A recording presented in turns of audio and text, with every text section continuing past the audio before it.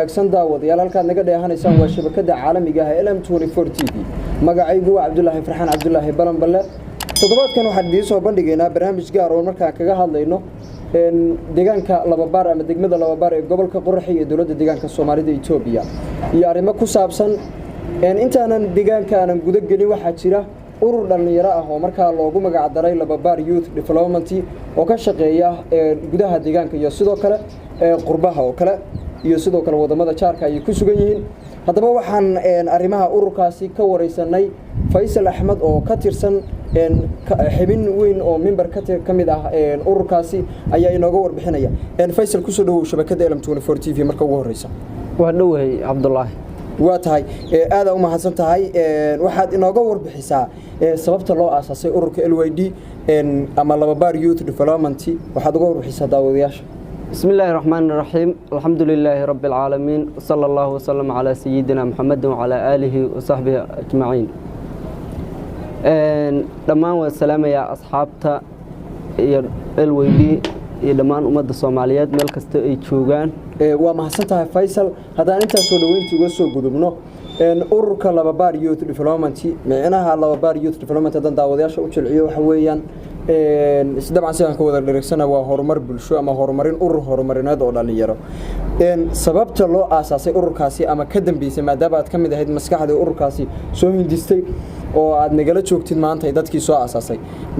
muxuu ku dhisay ururkaas ma urur siyaasadeed aad u aasaasteen ma urur ganacsi aad u aasaasteen ururkaasi muxuu ku saleysan yahay yuuso hoostaga waa mahadsantahay Cabdullaahi waa su'aal muhiim ah ururka LYD ma ahan urur siyaasadeed ma ahan urur diimeed waa dhalinyaro deegaanka soo jeedo runtii wax kastana marka la sameeyo ama la aasaasayo waxa keeno baahiyo loo qabo baahiyo markaas deegaankeenu oo ma taqaanay aan aragnay in loo baahan yahay dhalinyarada reer Itoobiya gaar ahaan Lababaar waa tahay Faysal waa mahadsan tahay ururka LYD ama Lababaar Youth Development goorma la aasaasay sababtoona ku yimid aasaastaankiisa waxa uu ku yimid kadib markii aan aragnay baahiyaha loo qabo dhalinyarada in la mideeyo si ay horumar iyo ugu sameeyaan deegaankeena waxyaalaha baahidaha loo qabana ay wax uga bedelaan 6 April 2020 ayaa la aasaasay runtii ururo badan oo ka horeeyay way jireen laakiin hadda ururka LYD sida la aasaasay waa waqtigaas waxyaalaha loo aasaasayna runtii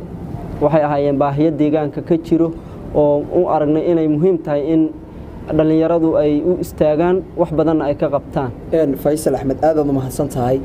maadaama ururkan aad magaciina uu ku xusan yahay urur horumarineed deegaankiina aad ku magac dhawdeen deegaankana sidaan ognahay baahiyo badan oo nolosha asaasiga ay ka jirto caafimaad darri biyo la'aan waxbarasho la'aan amniga dhankiisu aad u leeco inkastoo ninka amniga lidinku tiirin karin maxaad qabateen oo horumarintii deegaanka aad ka qabateen maadaama muddo 2 sano aad jirtaan xiriir sameyn kala dhaxeeya maamulka deegaanka iyo dhalinyarada iyo waxgaradka deegaanka waa mahadsan tahay walaal Cabdullaahi runtii horta wax kasta waxa muhiim ah inay leeyihiin aasaas anaka ururka waxaan u aasaasnay in la mideeyo dhalinyaradii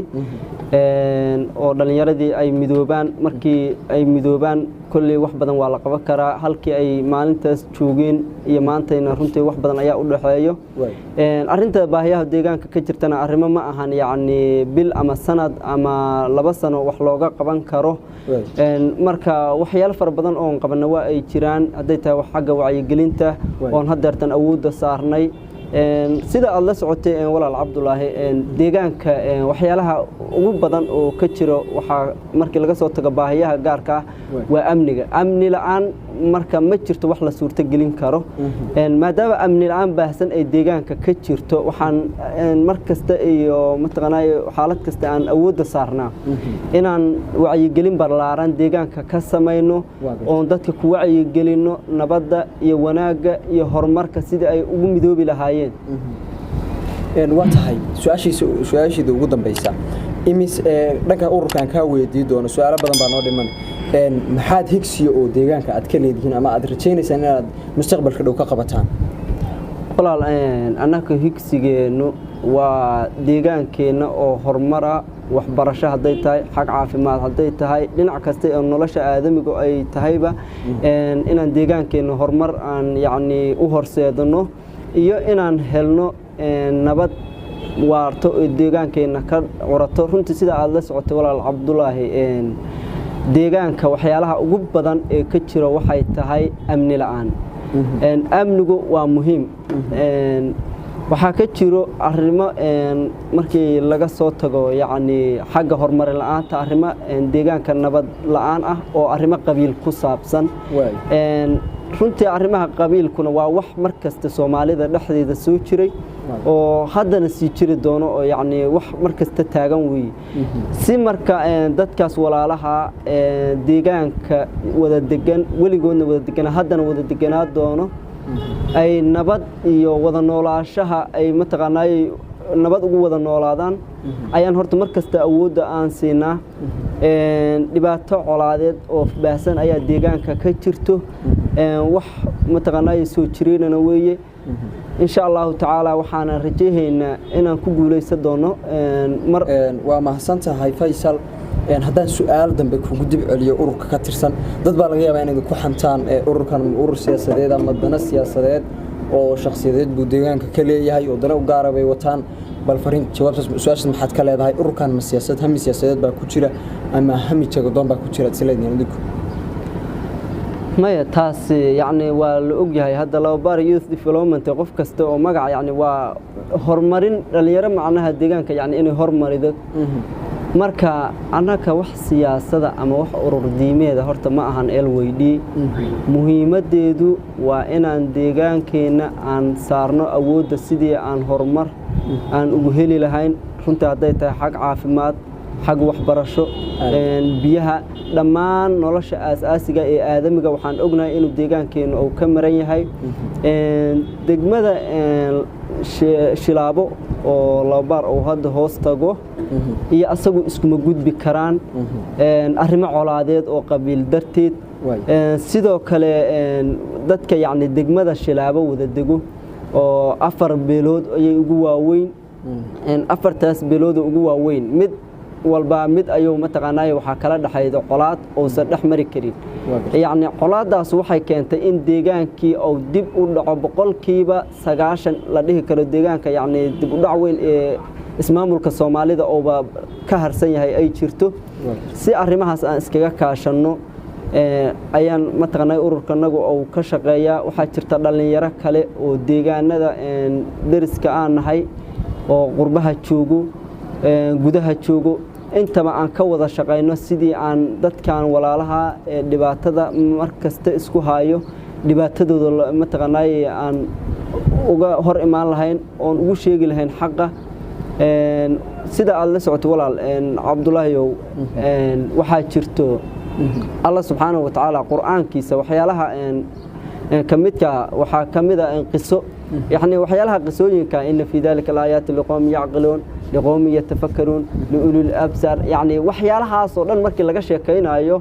oo Nabi Muhammad alayhi salatu wasalaam looga sheekaynayo sababta looga sheekaynayo waa inay u ahaato yacni asaga macnaha waxa la tusay waxyaalihii dhacay siday ahaayeen cibra qaadasho dadka marka waxay u baahan yihiin maadaama deegaankeenu intaasoo sano dhibaato oo ku soo jiray oo markii shakhsi la dilo si xaq darra lagu dilo ku kala loo dilo kan hadana ku kala loo dilo war intaasoo sano ayaan deegaankeenu waxaas ku soo jiray maxaa faa'iido ah oo ka haynaa inaan isweydiino runtii dadka deegaanka markii hadda Cabdulaahi arrimaha la yaab kale waxa kamid ah dadka yani waa taqaanaa qabaa'ilaadka waxay sameeyaan yani dhalinyaro inta tagto ayay waxay aadaan meel kale qabiil kala degan yahay daday soo laayay sidoo kale ayakun soo laayaan isla waqtigaas way iswacayaan marka u fiiriid yani colaadii ayadoo hadana oo dad la laynayo way iswacayaan war maxaa idinka in ka dhintay war anaka hebel labadii garab oo isdagaashay labadii xiriir sameeyay marka waxay leeyihiin war idinka maxaa ina gaare war anaka wax nama gaar anaka hebel naga dhintay waa arrin marka horta dhibaatadeeda mid kale markii laga soo tago gudaha oo la joogo wadamada hadda dibadda anaka halkaan oo kala joogno ama dibadda oo dhanba dhalinyarada deegaanka ee labada dhinac ka soo jeedo mar kaste waa dad walaalaha oo haday tahay yacni meeshaas ay joogaan dad walaalo ku ah oo wax kasta ay ka dhaxeeyaan oo haddana deegaanka wada wacaho wax kasta ayagu yani dhibaato ma dhex taalo marka maadaama dhibaato waa mahadsan tahay dhibaatooyin badan baa deegaanka ka jirta dad badan waxa ay isweydiinayaan laba baar in muddo ah bay soo jirtay qarniyay soo jirtaa deegaanadii la faca ahaa waa magaalooyin maanta in badan intaasoo kun oo arday waxbarasho u aadayaan u dareerayaan intaasoo maxaan ku iraadaa horumar ka socoto dad badan baa ku xiran deegaan badan ku xiran laba baar sidaan ognahay dad badan oo aqoon-yahaniin ah oo ganacsataa ka soo jeeda balse halkay deegaankooda ka dhisan lahaayeen deegaano kale bay maalkoodii iyo maskaxdoodii iyo aqoontoodiiba ku biiriyeen hase ahaatee intaan markaa gudubno laba baar ma waxaan dhihi karnaa dadkeeda lugaha ku dhagan mise dawladda ismaamulka Soomaalida waxqabadkii iyo maxaan ku wixii deegaanada kale la sii jiray iyadu kala deegaanka kala gaabisay mise dadka laba baar ka soo jeedo baa la degay la dhihi karaa su'aashaas waa su'aal muhiim ah horta aniga su'aashaas yani deegaanka horumar la'aanta ka jirto yani ma dadka deegaanka ah sabab u ah mase dawladda yani deegaanka Soomaalida miyaa sabab u ah aniga waxaan aaminsanahay way jirtaa waxyaalo fara badan oo dawladdu yani xaggooda ay ka gaabisay laakiin waxaan aaminsanahay aniga baahiyaha deegaanka hadda ka jirto inaysan dawladdu shaqo ku lahayn ay tahay waxa gaabiska ku yimid ama deegaankeena dib u dhigay dadka u dhashay deegaanka haday tahay dhalinyarada haday tahay odayaasha wax garadka dhammaan culimada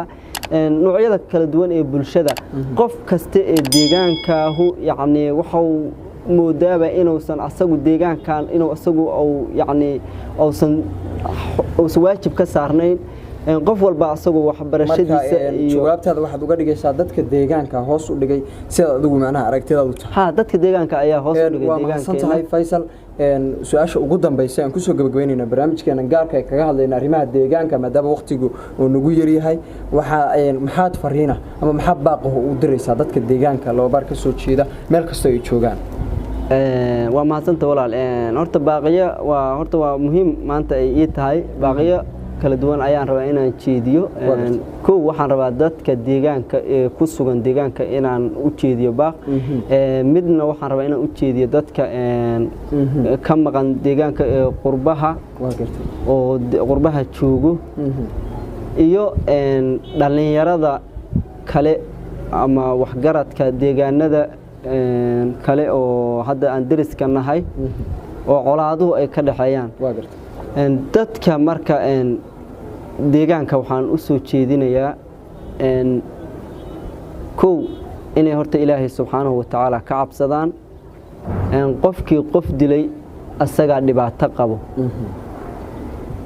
الله سبحانه وتعالى وحي ومن يقتل مؤمنا متعمدا فجزاؤه جهنم خالدا فيها وقلب الله عليه ولعنه وعد له عذابا عظيما يعني قف مؤمن قف كيدلو اسغو متقناي وكسيو amaalkiisu wuxuu noqonayaa jahannamo aad marka qof dadka mu'miniinta oo muslimiinta ah islaynayo waxaan ugu baaqayaa oo deegaanka joogo inay arintaas wixii dhaco waa ay dhaceen laakiin inay arintaas qof walba oo iska xil saaro sida qofka walaalkiisa muslimka ah المسلم أخو المسلم ويرى النبي عليه الصلاة والسلام قف مسلم كهو وحولال كيس قف مسلم كه marka inay mataqaanay arintaas nabadgeliyada ay awood saaraan deegaanka ka dhacay runtii hadeertan wad ogtaa waqti waxa lagu jiraa iska jilaal oo roob la'aan ah dadka maadaama wada degan yihiin qolaba waxay sameeyaan waa meeshii roob ka da'o ayaa la wada aadaa dadka colaado marka ka dhaxaydo waad aadaysaa wuxuu yiri nin shaacir oo carbeed wuxuu yiri idaana salaasa ma bi ardi qawmin raaynahu wa in kaanu qudaba yani hadii samadu ay dadto oo roobka oo doo bi ardi qawmin qawm ardada sadii ay ku daado raaynahu wa raayna wa in kaanu qudaba haba ahaadin kuwa noo careysan oo yani aan dirirsanahay yani waxay keenaysaa dadkan waa dad xoolo dhaqata oo marba gees u guuro samada ilaahayna waxa way ama halba khayraadka ilaahay meeshii oo marana waxay ku qasbayeen inay markasta dunyadooda la aadaan haddana colaad ayaa jirto inay arimahaas ay ka waantoomaan wixii dhacay waa ay dhaceen ayaan dadka deegaanka oo nabadda qof walba iska xil saaro ayaan ugu baaqayaa qof kaste oo deegaanka jooga ama dibadda joogo u baahan inuu dhalinyarada yacni garab istaago hadday tahay xag maaliyadeed hadday tahay xag maskaxeed hadday tahay xag aqoon inaan soo dhaweynayno gacmo furan ku soo dhaweynayno aan yacni marti ugu nahay aqoontiisa iyo caqligiisa iyo maalkiisaba aan rabno inaan mataqaanaayo ka faa'iidaysano sidoo kale waxaan rabaa inaan ugu baaqo dhalinyarada kale deegaanka ka soo jeeda hadda annaka yacni degmada Loobaran ka soo jeednaa sida yacni Shilaabo kale ama yacni ka soo jeedo Laasacaanood iyo ninka la yiraahdo deegaamada dhan oo qurbaha joogto inaan ka shaqeyno walaalnimada qofka sida deegaanka loo nabadeyn lahaay runtii waxaan u xil saarnay oo hadda jiro dhalinyaro waxaa jirta qaas oo ururka yacni guddi ka mid ah oo aan u xil saarnay inay ka shaqeeyaan arrimaha nabadeynta deegaanka oo ay la kulmaan dhammaan dhalinyarada kale ee deegaanada ee qurbaha joogto si aan uga wada shaqeyno arrinta deegaankeena ka jirto oo labada dhinacba aan iskugu keeni lahayn dadkana aan u nabadeyn lahayn boqolkiiba boqolna waxaan aaminsanahay inaan ku guuleysan doono biidnillaahi alkariim waayahay aad ma hadsan tahay Faysal Axmed guud ahaan daawadayaal waxaan inta ku soo xiraynaa barnaamijkii gaarka ah oo markaa kaga hadlaynay arrimaha deegaanka Loobaar iyo sidoo kale ururka Loobaar Youth Diplomacy barnaamijka waxa igu marti ahaa Faysal Axmed oo kamid ah dhalinyarada ka tirsan ururka Loobaar Youth Diplomacy u dhaqaaqa arrimaha horumarinta deegaanka Loobaar barnaamijka waxa kaamirada iga saacideeyay deeq Maxamed waxaana isku dibridda iyo soo saaridaba markaas fiican kaalin mugla ka geystay Faysal dhagaatinta barnaamij la ayna ku kulmi doono waa bahda LM24 TV inta ka tigay daawadayaal sidaas iyo maqal dabo oo xiiso leh